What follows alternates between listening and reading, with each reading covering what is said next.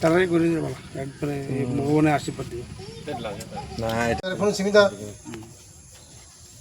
নৌকা 2000 মুখা পড়লে না আমি কলেজের সামনে মাও হ্যান্ডিক্যাপ আর মেয়েও হ্যান্ডিক্যাপ আমি শুনে আজকে তাদের জন্য আমি এসেছি।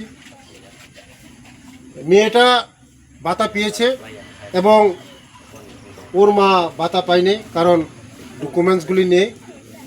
আমি সব ডকুমেন্টস রেডি করে দেব। তার ওনার ব্যাংকে পাসবই নেই এবং বিভিন্ন ডকুমেন্টস নেই।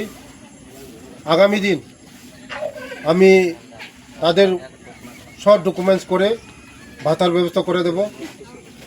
খুব করণীয় অবস্থা, দুইজনই মানে হ্যান্ডিক্যাপ শুনে এসেছি। তার জন্য আমি চিন্তা করেছি ওর কি করা যায়, আমি দেখব।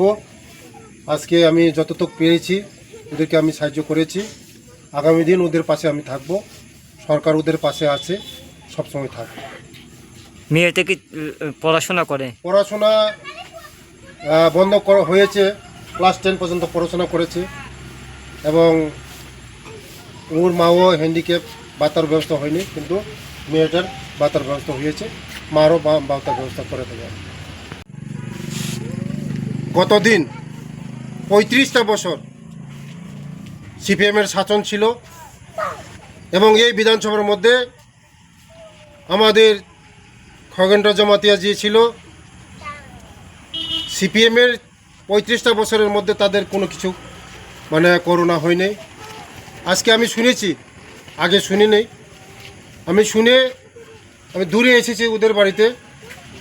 আগামী দিন আমি তাদের যে সুযোগ সুবিধাগুলি আমি করে দেব, ঘরের ব্যবস্থা করে দেব, ভাতার ব্যবস্থা করে দেব এবং রেশন কার্ড, পিজির ব্যবস্থা করে দেব। কারণ ওদের মতন লোক একদম প্যারালাইসিস, 100% প্যারালাইসিস, অথচ তাদের রেশন কার্ড, এপিএল, ভাতার কোনো ব্যবস্থা হয়নি 35 বছরের মধ্যে। তাই ওটাই বোঝা যায় প্রমাণ যে যারা গরিব থেকে গরিব তাদের ফ্যামিলিতে অন্তদয়, বিপিএল রেশন কার্ড ভাগ্য হয় না। আর যার গাড়ি বাড়ি নারী সব কিছু আছে, সিপিএমের টাবর নেতার লিডার, তাদের বাড়িতে অন্তদয় রেশন কার্ড এবং বিপিএল রেশন কার্ড। তার জন্যই আজকে 35 বছর পরে ওদেরকে বিদায় করেছে।